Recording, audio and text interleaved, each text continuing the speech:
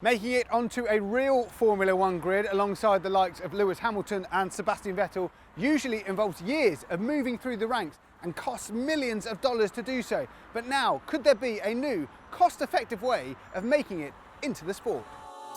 While the exact figure may vary from driver to driver, it's estimated if you were to self-fund your way to the top, you'll need 5 years of junior karting at $40,000 a year, 2 more years of senior international karting, followed by a year in Formula 4.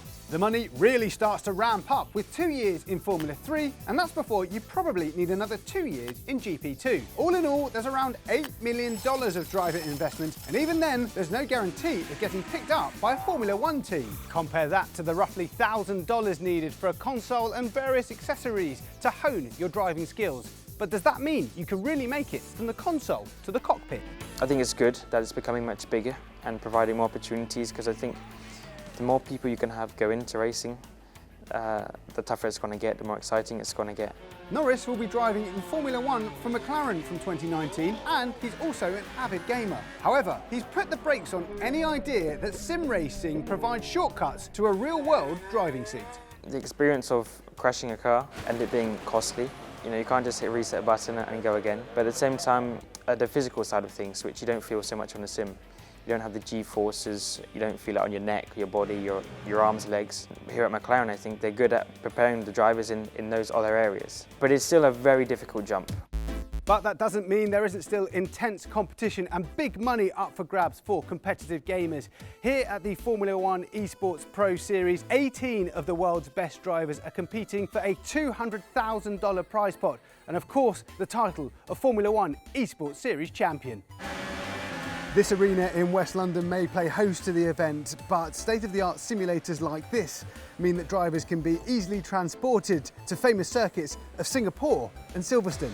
9 of the top F1 teams, with the exception of Ferrari, have been competing as part of a 10-round format, now in its second year, with driver and constructors titles awarded and a prize pool of $200,000. Winning here is about more than just a race to the checkered flag, and for many of the drivers, it's a way they hope will show they can do it for real.